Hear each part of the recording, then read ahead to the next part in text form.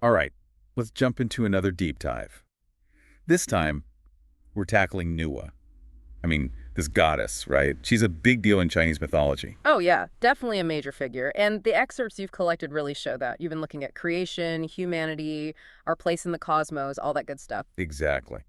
I gotta say, I was struck by how many different roles she plays. I mean, we're talking creator, protector, even fixer of broken universes. Right. That's what makes her so fascinating. Not just one thing, but all these layers. It tells us a lot about how important she is in Chinese myth. Absolutely. Okay, so where do we even begin? I guess with the basics, right?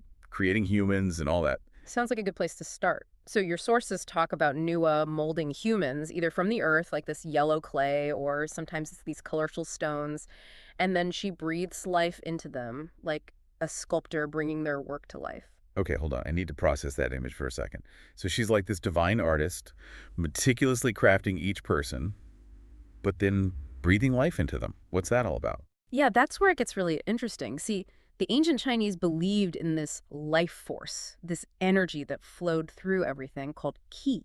And it wasn't just like symbolic, it was like real, tangible energy. Wait, so she's not just making statues. Exactly. By breathing into them, Nu was giving them this chi, connecting them to the very source of existence. It wasn't just about physical form, it's this deeper spiritual element that makes us human. Whoa, okay, that adds a whole new level to the story. It's not just shaping clay, it's giving this essential spark, this chi. Exactly. And this whole idea of explaining where we come from, what makes us human, it's universal. Every culture has creation myths.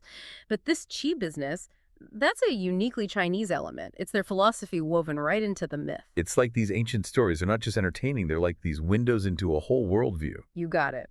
And speaking of worldviews, that story about Nüwa mending the heavens, now that's a really interesting one. The one where there's this massive crack in the sky, right? Like a giant cosmic disaster, floods everywhere, total chaos. Yeah. Talk about a bad day. But then Nua comes in. She doesn't just like slap a bandage on it. Yeah. She uses these five-colored stones. Like she's carefully choosing each one. You picked up on that good. That's not an accident. It's deliberate. It's art. It's not just about patching a hole. It's about restoring harmony, balance to the whole universe. Okay, so she's not just a creator. She's like this cosmic repair woman, the ultimate force against chaos. Yeah. Like, can you imagine the kind of power that takes? Exactly. And think about it. This story must have been really powerful for the ancient Chinese. Their whole worldview was centered on balance and order. So Nua, in this story, she's the one who brings it all back. Not just in the sky, but maybe in society too? It makes you wonder how these stories shaped how they saw themselves in the world, the relationship to nature, the cosmos, everything. Absolutely. And it's not just about restoring things, right? It's about resilience, using knowledge, skill, ingenuity to overcome even the biggest challenges. There's a lesson in there somewhere. For sure. And this kind of leads into her role as protector, right? Like you highlighted how many of these sources show her as this guardian, a mother figure. And there's this one detail that just stuck with me, her tears turning into precious stones. Oh, yeah, that's a powerful image. It's not just that she cares for humanity, it's that her grief, her worry, it transforms into something beautiful, valuable. It shows you how much she values human life. Really emphasizes that maternal protective aspect. It's like she's not just a distant goddess. She's deeply connected to us, even in her sorrow. So we've got Nua the creator, Nua the cosmic repair woman, and Nua the protector. This one goddess embodying all these vital forces. And all of those roles, they're tied to these deep values. Uh-huh. Harmony, resilience, compassion. It's not just a creation myth, it's a story about what it means to be human in the face of challenges. That's well put. So much to unpack here. And speaking of unpacking, I think it's time for our listeners to do some pondering of their own. Oh, you have a question for them. I like where this is going. Absolutely. So here's something to think about. We've talked about how Nua mends the heavens, right?